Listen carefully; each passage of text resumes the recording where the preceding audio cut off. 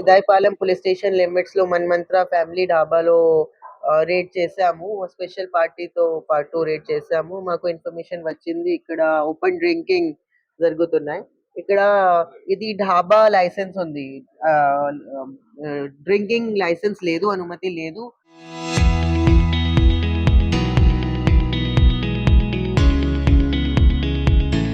But కానీ open drinking almost 40 మంది నేను సీజర్ చేశాము.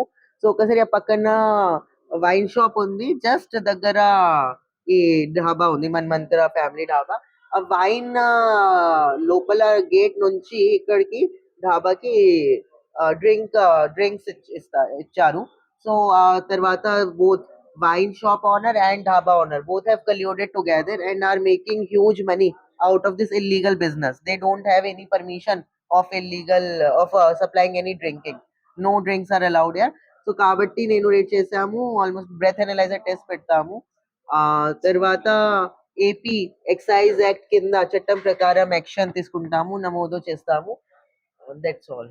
మీద వైన్ షాప్ ఓనర్ మీద and illegal persons who are drinking అందరూ మీద ఏపీ ఎక్సైజ్ యాక్ట్ కోసం యాక్షన్ తీసుకుంటాం. ఉదయం నుంచి కూడా ఈ రోజు ఉదయంలో మాకు ఇన్ఫర్మేషన్ వచ్చింది. తర్వాత నాలుగు డాబా మీద రేడ్ చేయడం జరిగింది. 4 లాడ్జ్ మీద రేడ్ చేయడం జరిగింది. తర్వాత ఆల్మోస్ట్ సుమారు 36 పర్సన్స్ కి పట్టుకున్నాము. తర్వాత వెరిఫికేషన్ చేసాము. వెరిఫికేషన్ చేసి సుమారు 15 పీపుల్ నిర్దోషగా లేదు, వాళ్ళు అందరికి వెరిఫికేషన్ చేసి డాక్యుమెంట్ చెక్ చేసి సిడిఆర్ చేసి దిస్ ఐపీడిఆర్ చెక్ చేసి తిరిగి పంపించాము. సుమారు ఆల్మోస్ట్ 16 పర్సన్స్ కి ఇన్వాల్వ్మెంట్ ఉంది. వాళ్ళు మీద లాడ్జెస్ ఓనర్ మీద ఈ ఐటీపీఏ యాక్ట్ కింద కేసు నమోదు చేశాము. ఈ ఒక్కసారి రాజకీయం అడిగారా, నేను చెప్తాను, క్లియర్ కట్ గా చెప్తాను.